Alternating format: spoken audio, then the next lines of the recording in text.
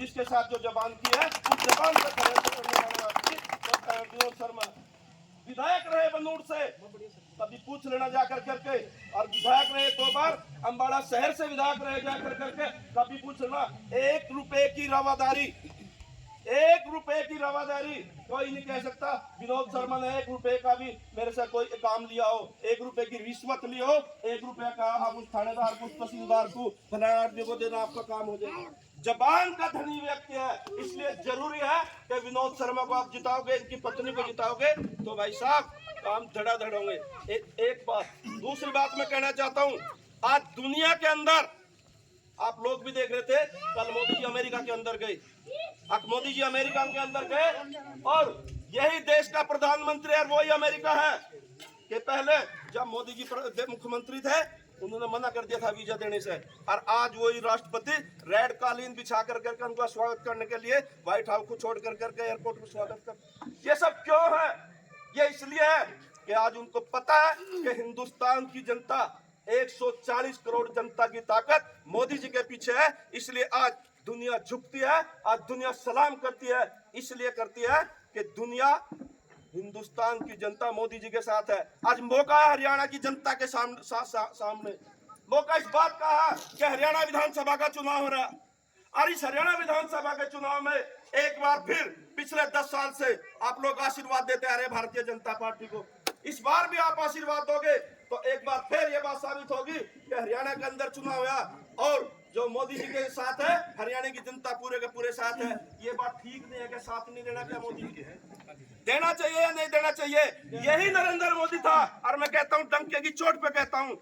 बैठे विनोद शर्मा जी, योगी जी आए थे, मैं वहां पर भी बोला था, उनकी स्टेज से भी बोला था, मुझे बताओ भगवान रामचंद्र का जन्म कहाँ हुआ था? क्या अयोध्या के अंदर नहीं हुआ था? उनका मंदिर वहां नहीं बनना चाहिए था क्या? बनना चाहिए था। पर कांग्रेस पार्टी को मुझे बताओ सोती रही आज तक? नहीं उनको याद है कि हम लोगों की जो आस्था का प्रतीक है, हम लोगों की आस्था का प्रतीक भगवान रामचंद्र, उनका मंदिर नहीं बनना चाहिए था क्या? कोई ध्यान नहीं उनको। धारा 370 जिस टाइम देश आजाद हुआ, पंडित नेहरू ने उस टाइम कहा था कि भाई साहब अस्थायी व्यवस्था हम इसको कर रहे। धारा 370 खत्म होनी चाहिए थी, नहीं होनी चाहिए थी? 2 लोग हैं, एक तरफ मनमोहन सिंह 10 साल तक राज कर गए और 10 साल इन्होंने किए। जो लोग कहते थे कि देश के जो संसाधन है उस पर सबसे पहला किसका हक है? मनमोहन सिंह ने कहा था अल्पसंख्यकों का हक है, और मोदी जी कह रहे जो देश के संसाधन है, जो हक है तो सबका बराबर का हक है, किसी वर्ग विशेष का हक की बात मोदी जी नहीं करते। मोदी का सबका साथ, सबका विकास और सबका प्रयास। तो भाई साहब बताओ, तो फिर जरूरी है क्या? जरूरी है कि मोदी जी के हाथ मजबूत करने हैं, भारतीय जनता पार्टी को मजबूत करना है। और दुनिया के अंदर जिस तरीके से आज मोदी जी कह रहे कि हम 2047 तक विकसित भारत की बात कर रहे, तो मोदी जी कर रहे, बाकी के लोग क्या कर रहे? कोई कह रहा हम गजवाए हिंद की बात कर रहे, हम देश का इस्लामीकरण कर देंगे। भाई साहब देश का इस्लामीकरण बर्दाश्त करोगे क्या? नहीं करोगे ना। बांग्लादेश के अंदर क्या होया भाई साहब? क्या कसूर था हिंदू की बहन बेटियों का? मुझे बताओ क्या कसूर है हमारे मंदिरों का? क्या कसूर हमारे लोग जो टीचर है वहां पर सरकारी नौकरी में जबरदस्ती उनसे रिजाइन लिखवा लिए गए? अब कोई नहीं बोलता। कोई बोलता है क्या? कांग्रेस का नेता अमेरिका में जाकर के कह रहा यहाँ पर भेदभाव है क्या किसी के साथ? मुझे बताओ, जो सड़कें हैं तो सबके लिए बनी, एयरपोर्ट है सबके लिए बना।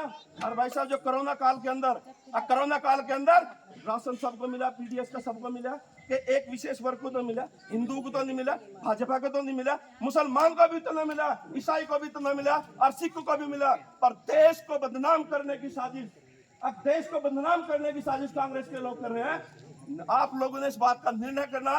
एक तरफ मोदी है, अब दुनिया के अंदर चले जाओ, मोदी मोदी मोदी मोदी हो रहा, और दूसरी तरफ वो है कि जो चीन जो भाषा बोलता है, पाकिस्तान जो भाषा बोलता है, जिस टाइम पाकिस्तान के लोग, पाकिस्तान की आर्मी के लोग हमारे जवानों का सिर कलम करके लेकर के गए थे हेमराज का, मुझे बता दो आज तक वो सिर नहीं आया।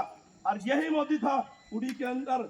अब उड़ी के अंदर 16 जवान शहीद हुए थे, उसी टाइम पाकिस्तान के अंदर घुस कर करके, पाकिस्तान के अंदर घुस कर करके सर्जिकल स्ट्राइक की नहीं की। पुलवामा हमारे सैनिक शहीद हुए, एयर स्ट्राइक कर करके बदला लिया नहीं लिया, और हेमराज का सिर ले गए थे। मनमोहन सिंह की सरकार थी, आज तक सिर नहीं आया। निर्णय आप लोगों ने करना है कि दुनिया को बताना है कि हरियाणा की जनता और कालका की जनता विनोद शर्मा जी के पत्नी के साथ है और मोदी जी के साथ है, भारतीय जनता पार्टी के साथ है। जो आप ये निर्णय करोगे तो भाई साहब जिस तरीके से बिल्कुल लंबे पैर फैला करके सो रहे, इसी तरीके से सोते रहना। नहीं उसके बाद जो सैनिक खड़ा ना बॉर्डर के ऊपर, उसको निर्णय करना पड़ता था। पाकिस्तान जो मर्जी करे, बांग्लादेश जो मर्जी करे, चाइना जो मर्जी करे, उनको इंतजार करना पड़ता कि ऑर्डर आएगा दिल्ली से। वो दिल्ली के ऑर्डर के इंतजार करना पड़ता था। और आज किसी सैनिक यहाँ जो बाहर के लोग हैं, इनके भी भाई बेटे, इनके ढेर सारे आर्मी में होंगे। हर आदमी कहता मेरे ऑर्डर जो है ना, मुझे देने की जरूरत नहीं, मेरी जेब ऑर्डर है। मोदी जी का सीधा सीधा कहना है कि गोली आएगी तो गोली का जवाब गोले से दिया जाएगा। हो रहा है नहीं हो रहा, नहीं हो रहा। जो हो रहा तो जरूरी है कि भारतीय जनता पार्टी को, सरकार को बढ़ाना ही पड़ेगा, कमल का फूल खिलाना ही पड़ेगा। और जो लोग आएंगे हमारी ये नहीं सुनता, हमारी वो नहीं सुनता, हम पावर में नहीं है। और विनोद शर्मा जी के बारे में मैं एक बात करता हूँ, मंत्री थे भूपेंद्र हुड्डा की सरकार में, थे ना, सबको पता ना।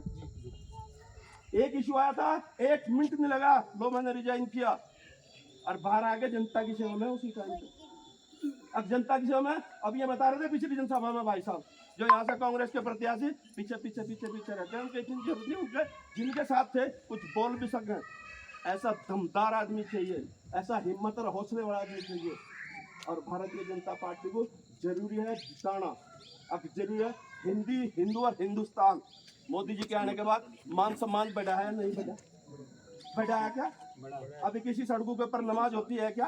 पहले नमाज होती थी, अक नमाज होती थी, और भाई साहब हिंदू की जो बहन बेटी आवाज जाती थी ना, वहां पकड़ करके कुछ भी कर सकते थे। आज हो रहा क्या? कहते हैं योगी और मोदी, इनको किसी तरीके से इनको नहीं आने देना, पर देश की जनता उनके साथ है। तीसरी बात